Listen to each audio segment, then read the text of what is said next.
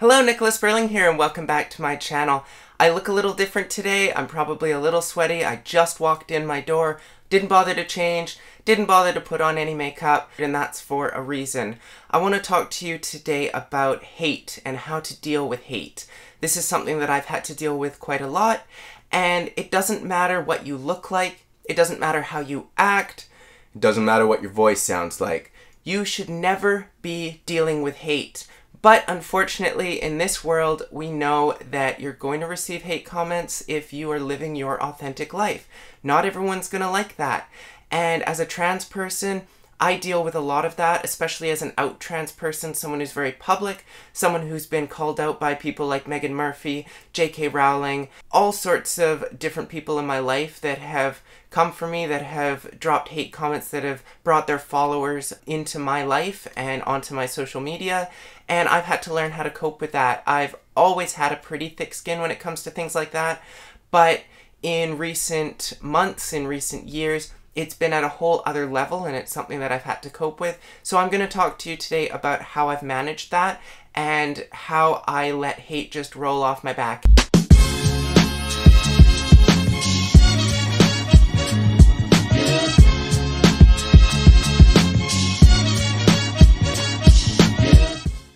When I first had to deal with hate, it wasn't that it was affecting me in terms of making me question who I was, but it was the sheer volume of the hate that was the problem for me. So when Megan Murphy shared one of my posts on social media, that brought a lot of her followers onto my Facebook and onto my Twitter, and I had to learn how to handle all of that. The first time it happened, it was with a personal post that I put up on my Facebook, and I realized at that point that I didn't want to post anything on my personal profile and make it public, because when her followers started attacking me, I didn't have a way to deal with it other than either removing that post, making it private, or deleting the comments.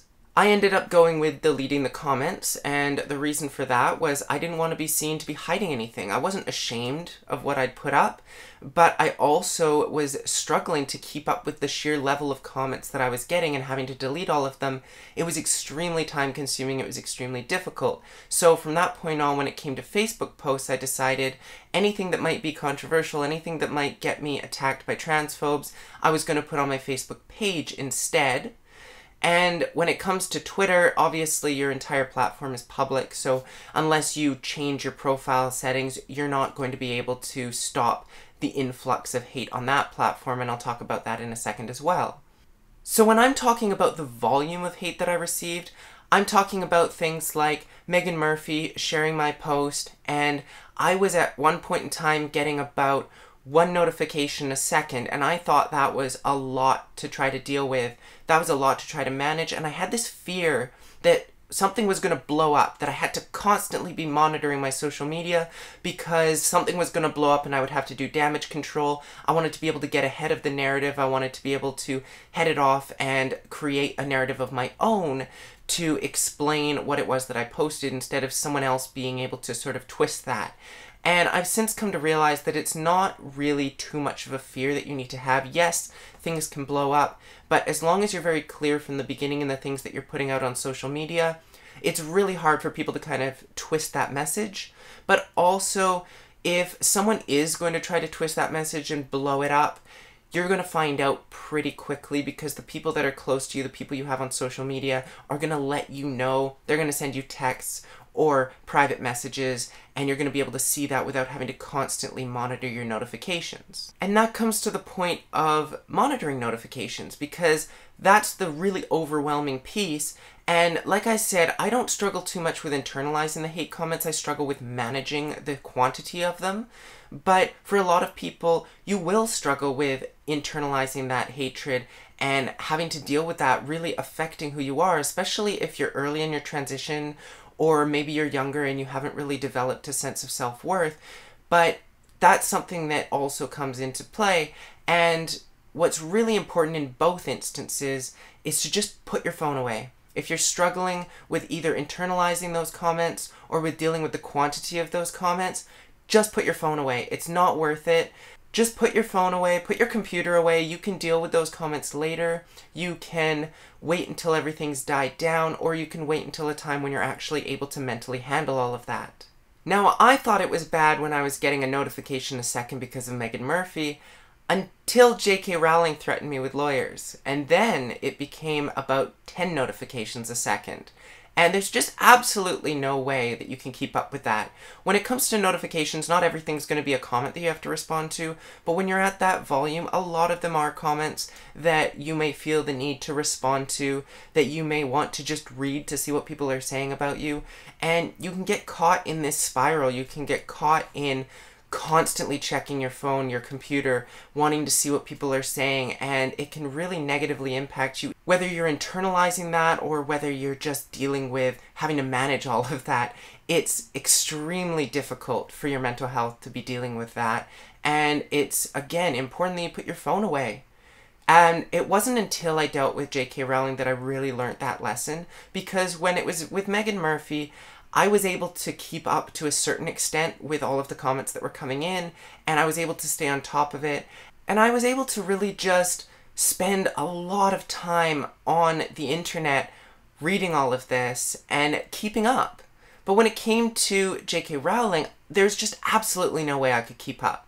And that was a lesson that I really needed in my life. It was a lesson to just put your phone away. It's impossible to try to keep up, and I should have realized it earlier. I should have recognized that it wasn't healthy to keep up, and that it would have been much better to set my phone aside, but the fact that I was able to meant that I kept doing it, and the fact that it wasn't something I was internalizing meant that I had the capacity to read through all of that, even if it wasn't healthy from just the amount of screen time that I was taking up.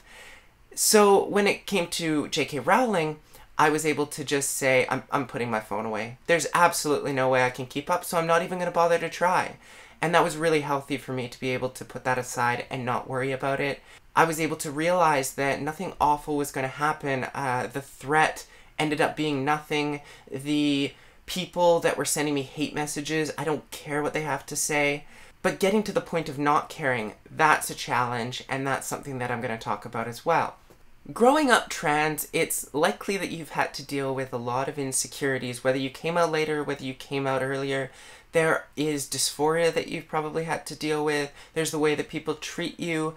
There are all sorts of things about yourself that you may not like, that you have to work through, and that's just the general human experience. I don't know anyone that is completely happy with how they look or how they're living their lives, and you have to be able to come to terms with that in order to have a sense of self-worth. You have to be able to recognize that your life doesn't have to be perfect for you to be an authentic being, for you to love who you are, and for you to be happy. So I'll talk a little bit about how I got to that point in my life, and hopefully that helps you as well, even though I recognize that we're not going to take the same path to determining our self-worth and coming to terms with who we are, but maybe some of the steps that I've gone through will help you. So for me, I get help in a variety of ways. There's a lot of work that I do to come to terms with who I am and to develop my sense of self-worth. But there's also things like medication and therapists that are going to potentially be something that will help you. Those are things that I've used, and they may be things that you've used. But like I said, no one takes the same path, and no one needs the exact same thing in their life to make them feel worthy and to feel loved and to feel valid and authentic and happy. The first thing that I had to address was not being my true authentic self, not having confidence in who I am. It's really hard to have confidence in who you are if you're pretending to be someone that you're not. And for a long time I was pretending to be a man. I was trying to fit what I thought a man should be. So I was participating in activities and behaviors that I viewed as masculine, that I was trying to use as a way of pretending to be a man, and I had to overcome all of that. So when it came to transitioning, there was a lot more than just a physical transition, a medical transition that happened in my life. It was addressing every aspect of my life that was not authentic and trying to turn it around.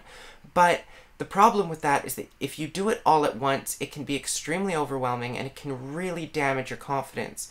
And that's not to say that for some people you're not able to do that, but for me, I wasn't able to change everything at once, and I didn't want to change everything at once. I wanted to be able to become confident in who I am, and in order for me to do that, I had to take it in small steps. So I looked at the aspects of my life that I wanted to change, I prioritized them, and then I started chipping away at them one by one.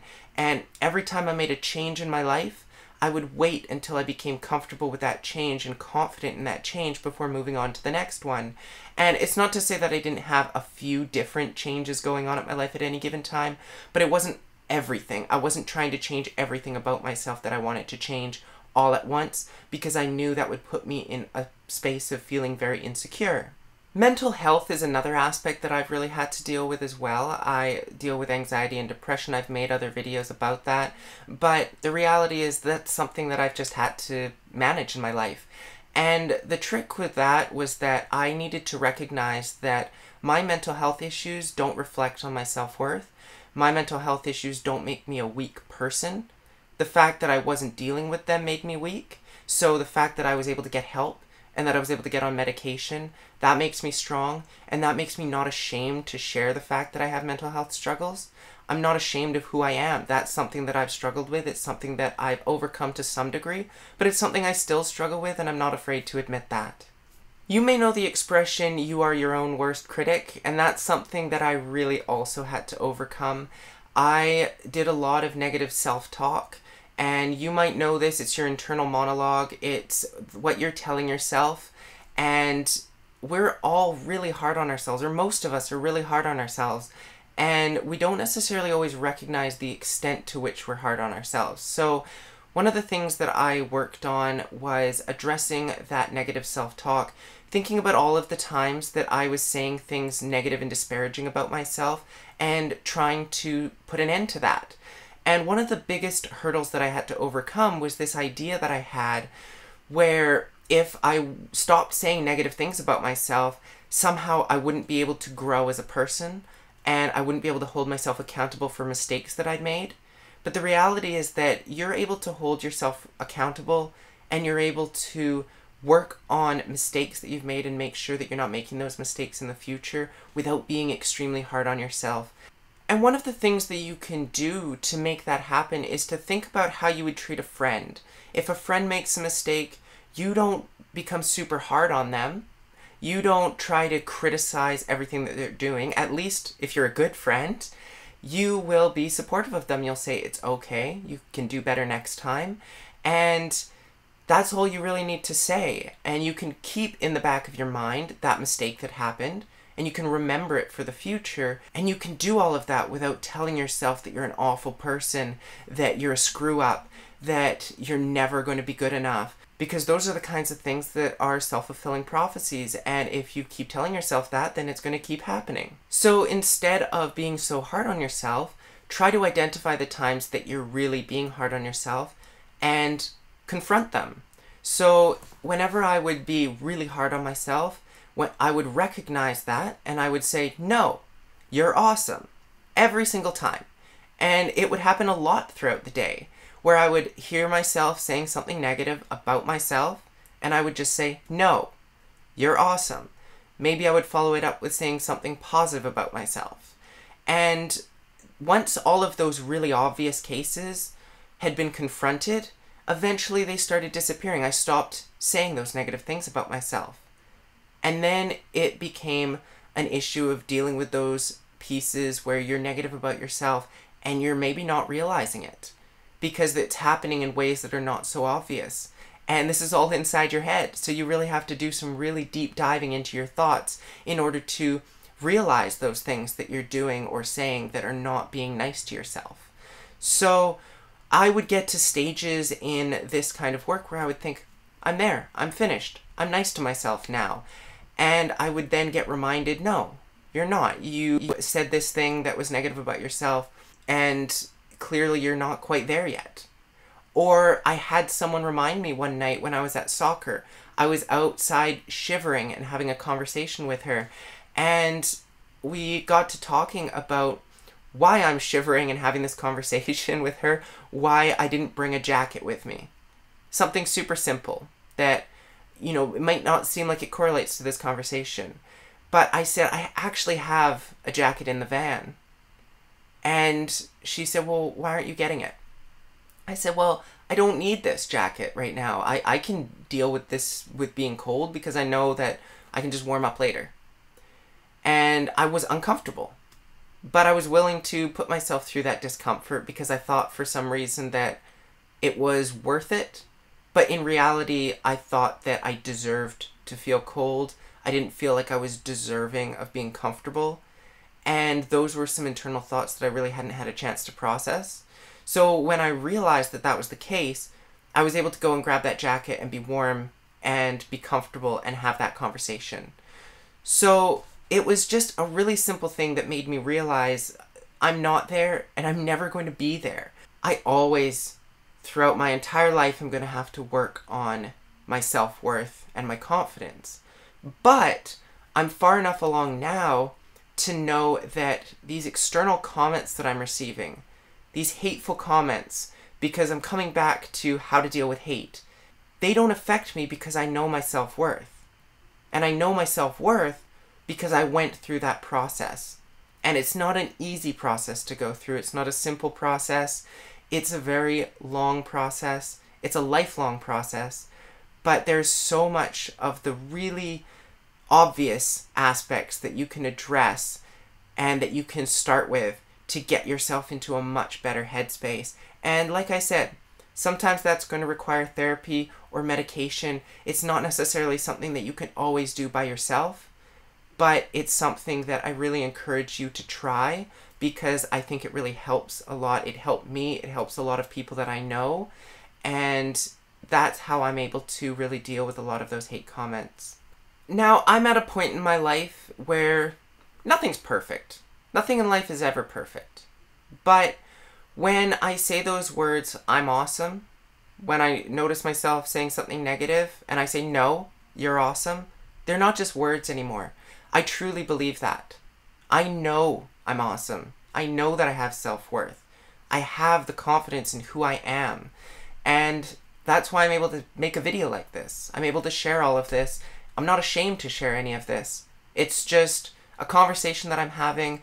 I'm trying to help you because I've been in a place where I needed this kind of video. I needed someone to explain how they got through the kinds of feelings that I was having. So if it resonates with you, that's fantastic. If this video seems totally off base and you can't relate to it in any way, that's fine. You have a very different journey that you need to go on. But hopefully this is going to resonate with some of you, and hopefully you're going to be able to become more confident in who you are. I'm not a trans advocate because I reap the rewards of my work. I don't make any money off of this. This just takes up a lot of my time, and it really doesn't positively impact my life personally because I'm at a healthy place right now. And the reason I do this is because I want to be the person that I needed when I was a kid. That's the reason I do all of my advocacy work. I want to be the person I needed as a kid because there are kids out there right now that need that person in their lives. And there are adults out there that need that person in their lives as well. Because it doesn't matter how old you are, you can have these insecurities. Maybe one day I'm going to be extremely insecure and I'll be able to look back at these videos and they'll help me. But for now, I just want to be able to use the position that I'm in to try to help others. I have been living on my own for 7 years now. I haven't had a roommate, haven't had a partner that I've lived with. So I've had the ability to become really independent, and I've recognized I don't need anyone to validate who I am. I can validate myself. So when I start getting hate comments, or even positive comments, none of them really affect the way that I live my life. Because I am, like I said, my own worst critic, but I'm also my own best friend. And I think that's the really important thing, is if you can get to a place where you don't need other people to validate you, then you also can get to a place where those hate comments aren't going to bother you. And they're extremely difficult. No one should have to deal with hate. So in addition to wanting to share how I came to a place of self-worth and being able to handle all of that, I'm also standing up to people that are pushing those hateful comments because, like I said, I want to be the person that I needed. And if I can help to protect someone from those hate comments, if I can take them on myself and save someone else from having to deal with that, that's just something that I want to do. So that's what I'm going to continue to do. If you see me on social media, you see me calling out transphobic comments, and you're wondering what I'm doing, that's what I'm doing. I know this video was meant to be really all about how to handle hate comments, and you might think, well, you spent half of the video just talking about your self-worth. But, like I said, that's a huge part of how I deal with hate comments. And I think that it's a good tool to use, because as much as I don't think you should have to develop a thick skin, I've had to develop a thick skin, and the way that I've developed a thick skin is by recognizing my self-worth. So, if this is a video that's resonated with you, please drop a like. If you want to see more content like this, please hit the subscribe button and hit the bell icon so you get notified every time I post a new video. If you have thoughts on this video, if you want to share your own journey, please leave that in the comments down below. And until next time, have a great day.